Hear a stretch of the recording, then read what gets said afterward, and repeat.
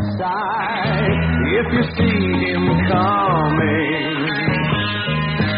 Better run and hide if he's after you. Hey everyone, this is your friendly neighborhood world film geek Albert Valentine. I know I would say I would do throwback cinema reviews once a month, but I feel like I had to do a second one this week because I'm paying tribute to Olivia Hussey in this special review. And no, it's not going to be Black Christmas, it's not going to be Romeo and Juliet. It's actually going to be a 1971 Thai action film she did called H-Bomb, which co-stars Chris Mitchum. It's the story of a CIA agent who goes to Thailand to look for a missile that is planned to be used by a local Thai businessman and a renegade general. And lo and behold, the father of the so-called businessman, it just happens to be Olivia Hussey, who is Chris Mitchum's ex. So it sounds ridiculous, but what's interesting is that Golden Harvest actually distributed the film a few years after its initial release. So we're going to break the film down, show some clips, and tell you how crazy this movie is. The film opens up in Bangkok, where we see a CIA agent by the name of Michael Whelan go on a parachuting excursion with his girlfriend, only to get blown up by a mysterious assassin on a plane. Then we see a second CIA agent by the name of David Samuelson assassinated on a train by a mysterious hitman. It is then we learn the plot of the film involving something called Mission Alpha. We learned that Mission Alpha involves a nuclear missile, the titular H-bomb. It has been revealed an alliance is formed between Kang, a Cambodian general planning the coup d'etat, and Jack Koo, the head of the Thailand mafia. With the two CIA agents dead, they send in their number one troubleshooter, which we'll get to shortly. We also learned that a terrorist group known as Fuji, known for their little arm tattoos that clearly say Fuji on it, and the KGB also want the H-bomb. Meanwhile, we go back to Thailand, where we're introduced to Winlock and Lana, two Thai Secret Service agents, as they take on three Fuji goons with an undercover Lana forced to fight topless. Sorry guys, I'm not showing you that. Anyway, we soon learn that they were kind of in cahoots with Jack Koo, and then finally, 9 minutes into the film, we get the opening credits with a song that could have been sung by Tom Jones.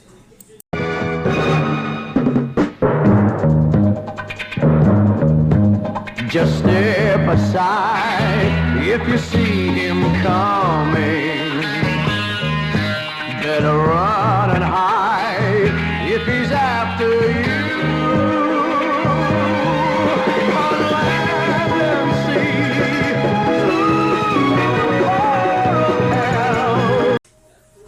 sea. So after the credits finally roll, we are introduced to Jack Koo, who's playing a computer game alongside his girlfriend Yuki, who feels like she's being ejected by him over a machine. But anyway, he gets a call from General Kang, and then we finally are introduced to the mysterious hitman that killed David Samuelson in the film's opener. His name is Z, and he is Koo's right-hand man. Anyway, they have learned that the CIA agent brought in another agent. So what happens is Z goes with two goons to the airport, and they find the last man coming out of the airplane, an American with blonde hair, blue eyes. So Z rushes to get into the airport and accidentally runs into a priest. And after profusely apologizing, the priest goes on his merry way. Meanwhile, Z follows this American guy with blonde hair, blue eyes to a local hotel, and he soon learns that he should never assume that an American coming off a plane is a CIA agent, because this guy turned out to be a chef working at the hotel. We are finally revealed who is the CIA agent, and it's this guy. That's right, it's been the priest all along. Meet CIA agent Eddie Fulmer, a former Green Beret who joins the company, and he's played by none other than Christopher Mitchum, the son of the legendary Robert Mitchum, who you might know from films like Night of the Hunter or Monday. So once Eddie gets out of his disguise, he meets his contact, who claims the name David Samuelson. So is the guy in the train David Samuelson, or is he a fake? Anyway, he gives Eddie the contact info, and all of a sudden, upon his return to the hotel, Eddie gets attacked, and this is just a taste of the martial arts action that you see in this very film.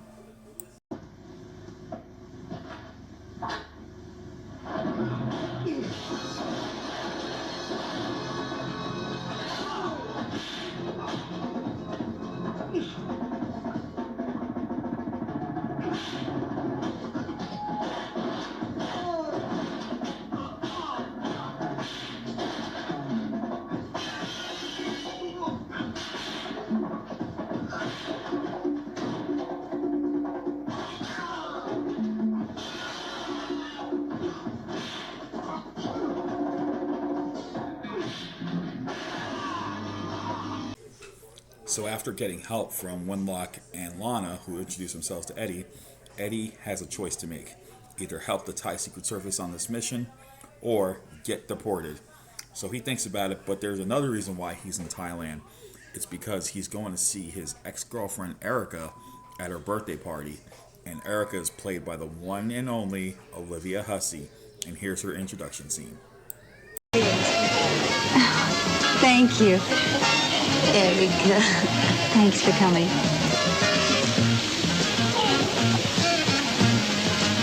Oh, Father, it's all so beautiful. So it should be. You deserve only the best. So as I mentioned in my intro, Erica's dad is none other than Jack Koo, the head of the Thai mafia. But in a shocking twist, it turns out Z is Erica's fiance. Now, this kind of throws a wrench in things because Eddie came to see Erica. And of course, they rekindle their flame in a way. And we get to see a small flashback of them enjoying life on the beach in California. Because Erica had lived in America for a while, which is where she met Eddie. And they had this romance. But then she had to go back to Thailand. And upon Thailand, her dad set her up with Z. And they're supposed to get engaged. Well, unfortunately, this throws a wrench because Erica and Eddie truly have feelings for each other, as seen here. Been a long time. Too long, in fact. Erica, I love you.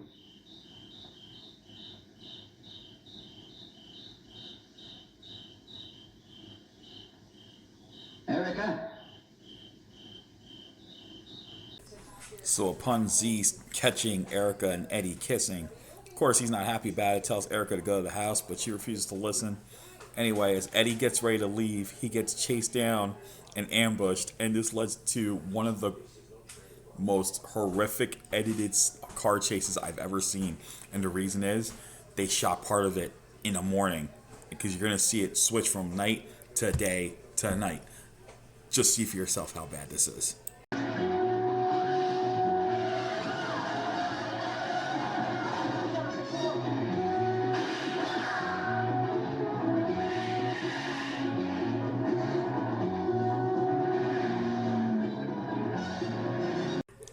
I mean, seriously, who does that?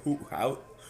That is so badly edited. But anyway, Eddie eventually gets help from, once again, Winlock and Lana, and this time he's offered to take their deal. He decides to team up with them. Meanwhile, Erica decides to see Eddie again, despite Jack and Z saying, no, you can't go see him again, and whatnot. So they meet up at a festival, and once again, they're chased down by more goons. And this leads to another car chase where Eddie makes escape, but now Erica's driving. And it leads to Z helping Erica, and it leads to this crazy scene where Z shoots at a car and the car goes on fire, and you get to see this big explosion as seen here.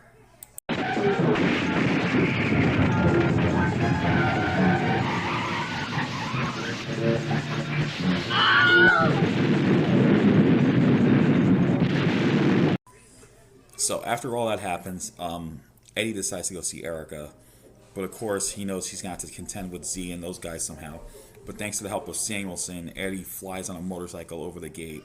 He gets into a fight with Eddie and his goons, and he gets knocked out. And then he gets pretty much in a dungeon where he's tortured by Z and his crew. But it's up to Erica to eventually get him out of there and kind of give him rest. And her father thinks that something's definitely not right. But Erica puts her foot down, that she's in love with Eddie and she's worried about him. Anyway, that night, Eddie gets up, dressed up in black. What is it with spies and wearing black all the time?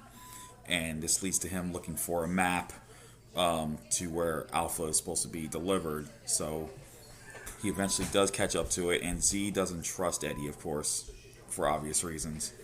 But on one occasion, knowing that there's going to be an ambush, Eddie decides to help Z and Jack out to show his loyalty and shows how much he cares about Erica, and this leads to a massive gunfight, as seen here.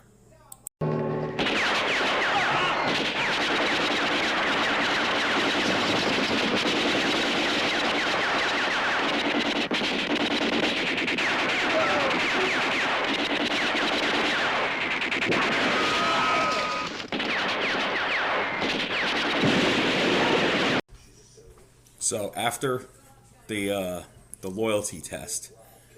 Zeke discovers that Jake better look at the video footage, and he does, and this leads to them learning that Eddie has stolen the map of the time and location where the Alpha is supposed to be delivered. Anyway, David goes to tell his contact, Samuelson, about the map. And he soon learns Samuelson is not Samuelson. It turns out he is a KGB agent. So it is the real Samuelson on the train who died.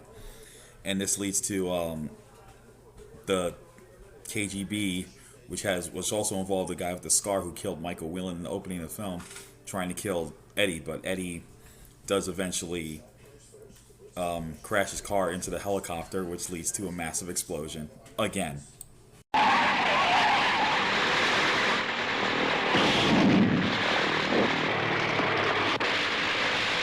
Take off!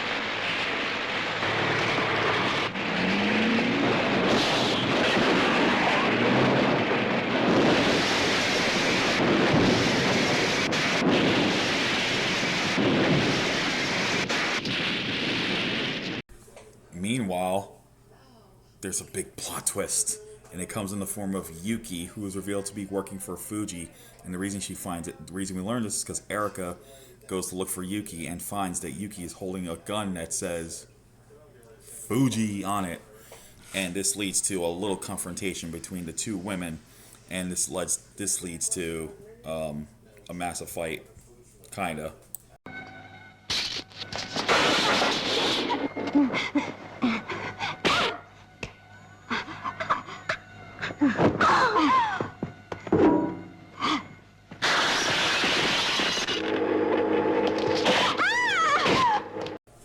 Meanwhile, Eddie goes to Winlock and Lana, gives them the map and the location. So Winlock and Lana hijack the train where Alpha is supposed to be delivered. Unfortunately, they get busted by Z and the crew, so they're tied up to a train.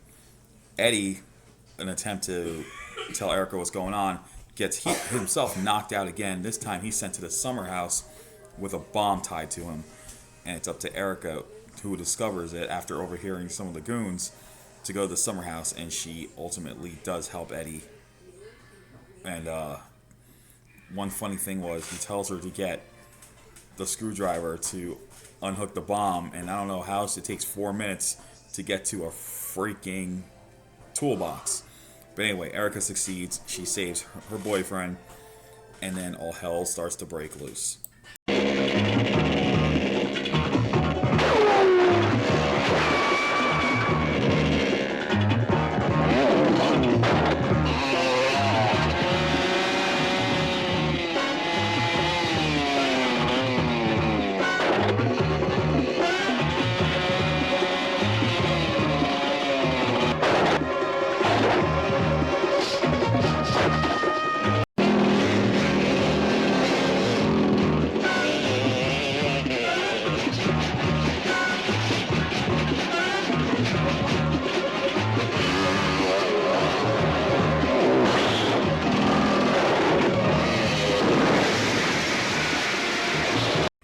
After Eddie helps Winlock and Lana off the train, they soon discover that Alpha is going to be sent on a tanker at the bay. So as they prepare to get ready for this big final mission, there's some little plot twists that go on, of course.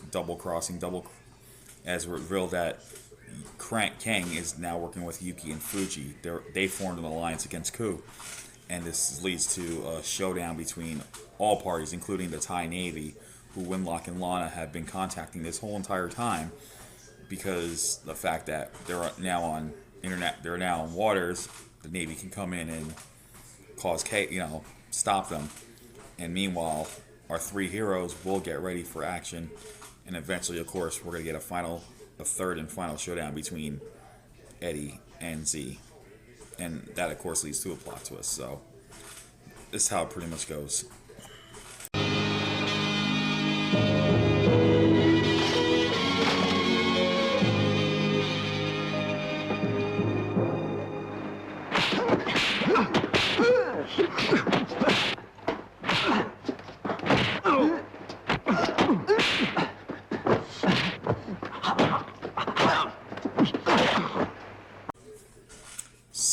what are my thoughts on H-Bomb? Well, it is typical 70s B-movie action fare. Of course, it was shot in Thailand, so there's going to be a couple of exploitation scenes. As I mentioned, Lana fights topless in like the first 7 minutes of the movie, and then 56 minutes into it, we see Eddie meet his contact, the fake Samuelson, at a strip bar. And there's one scene where he goes, "Nice eyes," and it turned out the girl has body paint on her breasts, pretending to be eyeballs. Anyway, the only reason I saw this movie was because Olivia Hussey's in it, and of course, with her recent passing, I wanted to watch a movie that I hadn't seen her in, because just the weekend before she passed, I saw Black Christmas for the first time ever. So when she had passed, I decided, you know what, I need to check out this H-Bomb movie. So I checked it out. You can check it out on the Internet Archive, but just prepare yourself. There's that badly edited car chase that you saw, but it has some pretty cool motorcycle stunts, and of course the fight scenes they're not great, but we're talking pre-Bruce Lee era here, maybe around the time of Bruce Lee, so I don't know. This is gonna be a tough call. I'm gonna give this one, I think I'm gonna give it a solid C. The solid C is H-Bomb. I've seen far worse. I've seen a lot better. So this is definitely the middle of the road. Will this ever get a DVD, Blu-ray release? Who knows? Maybe, maybe not. I don't know. Maybe it's that cheap that maybe you might get a Hong Kong copy. Who knows? But I did get, like I said, Internet Archive is where I got to see it. But that's it for this review. And again, if you like this video, like, subscribe, hit the notification bell, and like I said, comment below if you want me to do other films. Pick some suggestions out. If you need help, check out worldfilmgeek.com.